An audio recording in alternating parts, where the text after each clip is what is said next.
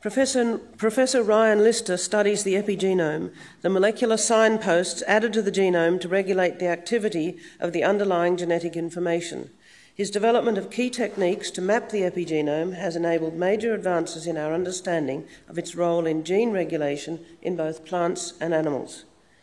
Professor Lister's investigation into the epigenome dynamics during mammalian brain development has provided the first comprehensive maps of epigenome dynamics throughout mammalian brain development in both humans and mice. His discoveries provide an essential foundation to understanding the role of the epigenome in mammalian gene regulation and brain development. Professor Lister, congratulations. I invite you to now speak on the topic of rewiring of the brain epigenome during development. Great, thank you very much. And I'd like to start off by saying it's an honour to be here and to receive this award and to give this presentation today.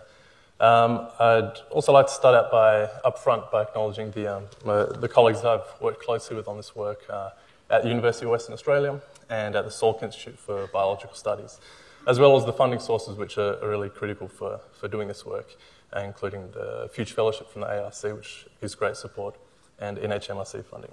So I'm a genome biologist who works on the epigenome, and what I'd like to talk about today is some work we've been doing recently on trying to map the epigenome of the human brain and really looking at the large-scale reconfiguration of the epigenome of the brain in the human brain that takes place through development.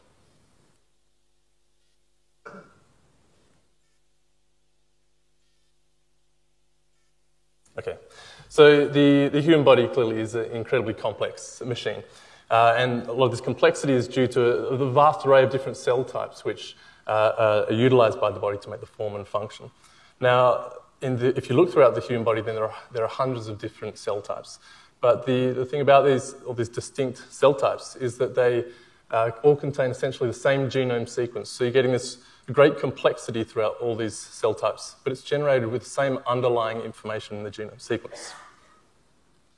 So how does this happen? Well, you might, in a way, think of the genome and the genes within it as a parts list or a toolkit for the human cell, for any cell indeed. So you could take, for example, akin to a pile of Lego, which you can take different subsets of it and combine it in different ways to create different forms and functions in the end. So we can think of the human genome with its 20 to 25,000 genes as the human cell toolkit. These genes, of course, are encoded in the DNA, and by using different combinations of genes, turning different combinations on and off, the human body or human genome can create a vast array of different cell types. But a critical question is, how does a cell control which genes are turned on and which are turned off? So the genome and the genes in it are formed from the A, C, G, and T letters of the DNA sequence. But over recent years, it's become evident that there's another layer of information called the epigenome, which sits upon the genome and plays critical roles in regulating the readout of the underlying genetic information. So this takes the form of various different modifications to the genome.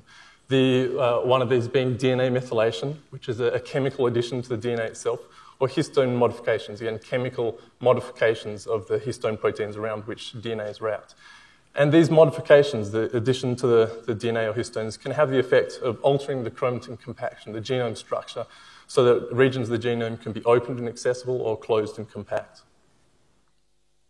My focus has been looking at DNA methylation, which is known to be an essential component of the epigenome, and consists of this tiny little modification, just a methyl group added to the cytosine base in DNA. And the cell adds this to different places in the genome. But even though it's just this very small modification, it can have huge effects upon biology, including essential roles in development, learning and memory, and in cancer. But how does it do this? How does it control gene expression? Well, when a gene is on, proteins transcribe the gene to make RNA, which can then be translated into functional proteins. But it's been found that if DNA methylation is added near a gene, then these proteins may not be able to transcribe the gene, and so in effect it can be turned off. The problem is that the human genome contains about 1 billion cytosines, and we want to know which genes contain this methylation and which don't contain the methylation, which may be regulated by methylation, which ones may not be. We want to know precisely which sites are methylated in the genome. But how do we precisely identify which of these 1 billion cytosines are methylated? Well, a few years ago we came up with a technique to do this. if you can follow this example, where you take a typical DNA sequence in the genome which has both methylated and unmethylated cytosines present in it. We can treat this DNA with sodium bisulfite. And the key to this is that it converts unmethylated cytosines to thymines, but it doesn't convert methylated cytosines, so they're protected from the conversion. So after this process, you end up with a DNA sequence where the only cytosines remaining in the sequence were the ones that were originally methylated in the genomic DNA. So what we can do then is to perform whole genome sequencing on bisulfite-converted DNA. And what this gives us is a map where we can look anywhere in the genome and look at the cytosines and determine whether they were methylated or not in the genomic DNA. We call this the methylome. This is a map of the methylation state of essentially all 1 billion cytosines in the genome. We use this to generate the first human methylomes of a skin cell and embryonic stem cells. And what we initially saw was that embryonic stem cells contain substantially more DNA methylation than the skin cells. At this point, I should point out that there are two different classes of DNA methylation: CG methylation, where the methyl cytosine is followed by a G, or non-CG methylation, where the methyl cytosine is followed by any base except for a G. What we saw was that in the skin cells, essentially all the methylation was in the CG context. However, surprisingly, in the embryonic stem cells, we saw that a substantial fraction, a quarter of the methylation, was in this non-CG context. So we could establish that the DNA methylomes can be highly distinct between different cell types. What about cells in the most complex organ, probably the most complex system known, the human brain, which requires really a highly fine-tuned control of gene expression. It involves intricate neural circuits with 80 billion neurons in the genome, in the brain, and highly interconnected circuits. And there are individual roles for individual cells within these circuits, with their myriad synaptic connections. The strength of these connections determined by their molecular identity, which in turn is dictated by the gene expression. In addition, development of the human brain is a long and complex process taking over 20 years, involving large waves of synaptogenesis, pruning of synapses, profound changes in gene expression, and this is essential for plasticity and learning. In addition, we know that DNA methylation is very important for learning and memory. If you take a mouse brain with normal DNA methylation, the mouse is its usual intelligent self. If you take one which has dysfunctional DNA methylation, pathways or patterns, then it has dysfunctions in neuronal plasticity, learning, and memory. What we did was to map the human brain methylome during development, from early stages through early development through to adulthood and aging. We developed these comprehensive maps of the human brain epigenome. What we saw initially is that, and surprisingly, is that in the fetal genome, all the methylation is in the CG context, whereas in the adult brain, surprisingly, a large fraction of the DNA methylation is in the non-CG context. Moreover, when we compare glia and neuron methylomes, we see that neurons uniquely have a lot of this non-CG methylation in their genomes. So we see this atypical form of non-CG methylation becoming the dominant form of DNA methylation in these adult human neurons. Since we had this developmental time course, what we could also do is look at the changes in these different types of methylation through development.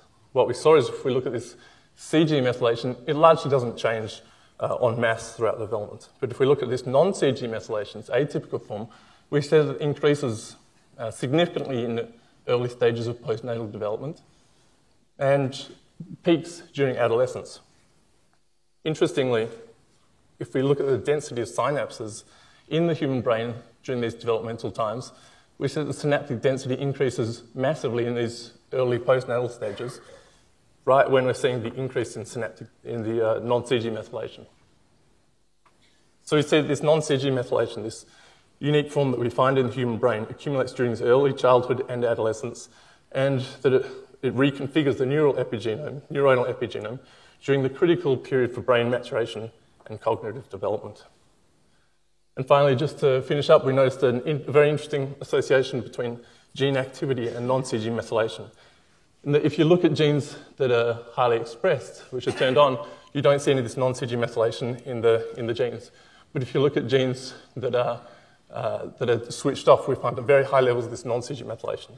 So this may be a unique mechanism used in human neurons for silencing genes.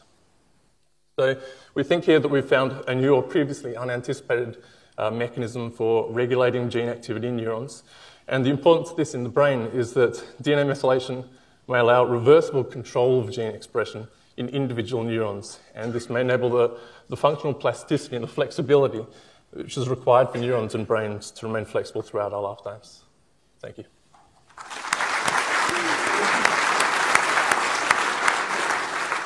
Thank you very much. We've got time for a couple of very quick questions. Bob.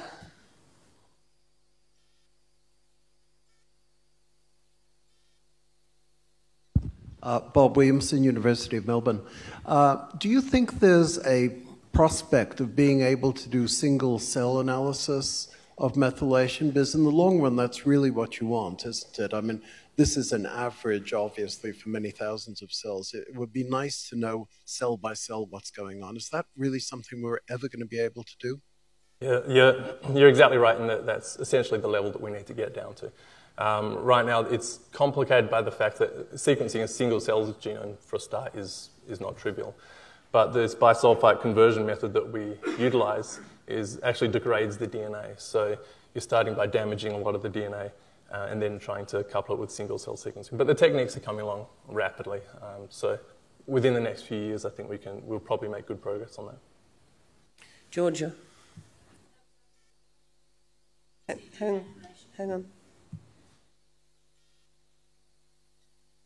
I think that non-CG methylation may be more useful for plasticity than CPG methylation. It may simply enable a supplementary layer, a new form of, a distinct form of methylation which could be added specifically and removed. It may have unique, in fact we have some early results indicating that unique proteins may be able to recognize the non-CG form of methylation rather than the CG form. So it may just be a high level of complexity which is present in these really complex cells and organs. Thank you very much. Please join me in thanking him.